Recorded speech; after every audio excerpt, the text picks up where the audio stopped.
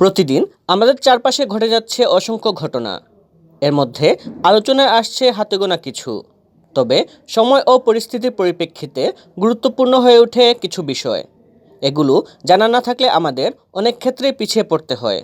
এ কারণে বিশ্বের বিভিন্ন প্রান্তে ঘটে যাওয়া নানা ঘটনা থেকে সংক্ষেপে গুরুত্বপূর্ণ কিছু সংবাদ থাকছে বাংলা ভিউ দর্শকদের জন্য। 2023 সালে যুক্তরাজ্যে কমবে প্রবৃদ্ধি, বাড়বে বেকারত্ব। আগামী বছর ব্রিটেনের অর্থনীতি 0.4% সংকুচিত হওয়ার পথে। দেশটিতে একদিকে রয়েছে উচ্চ মূল্যস্ফীতি, অন্যদিকে কোম্পানিগুলো বিনিয়োগ বন্ধ করে রেখেছে। বলা হচ্ছে সেখানে অর্থনীতিতে দীর্ঘমেয়াদী নেতিবাচক প্রবণতা থাকবে। সোমবার 5 December conference of business industry এক পূর্বাভাসে এ তথ্য জানিয়েছে। বিশ্বে করোনা ভাইরাসে আরও 468 জনের মৃত্যু, শনাক্ত 2,65,000। করোনা ভাইরাসে আক্রান্ত হয়ে গত 24 ঘন্টায় বিশ্বে 468 জনের মৃত্যু হয়েছে।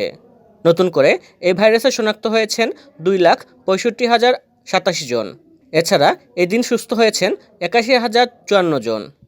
এ নিয়ে বিশ্বে করোনা ভাইরাসে মৃত্যু সংখ্যা দাঁড়িয়েছে 66,46,504 জনে।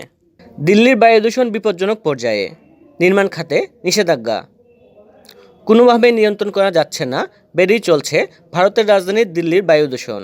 এ অবস্থায় যাবতীয় নির্মাণ কাজে নিষেধাজ্ঞা জারি করেছে দিল্লি প্রশাসন।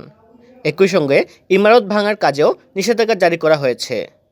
গত মাসে দেশটির কেন্দ্রীয় বিশেষজ্ঞ কমিটি বায়ু দূষণ ঠেকাতে নির্মাণ কাজে নিষেধাজ্ঞা জারির পরামর্শ দিয়েছিল। কার্যত সেই পথেই হাঁটছে প্রশাসন। সিঁড়ি থেকে পড়ে গেলেন পুতিন। রাশিয়ার প্রেসিডেন্ট ভ্লাদিমির পুতিন অন্ত্রের ক্যান্সারে আক্রান্ত হয়ে গুরুতর অসুস্থ। গত কয়েক মাস এমন কথা বেশ কয়েকবার শোনা গেছে। এবার খবর বের হলো অসুস্থ পুতিন হঠাৎ সিঁড়ি থেকে পড়ে গেলেন।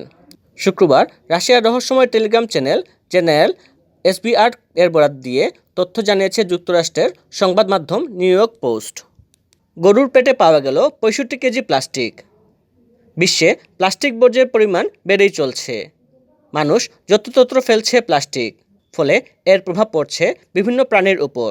অনেক প্রাণী এটি খাদ্য হিসেবে গ্রহণ করে মারাও যাচ্ছে। এবার ভারতের একটি গরু প্লাস্টিক খেয়ে মৃত্যুর হাত থেকে বেঁচে ফিরল। অস্ত্রোপচার করে গরুর পেট থেকে বের করা হলো 65 কেজি প্লাস্টিক এবং ধাতব বর্জ্য।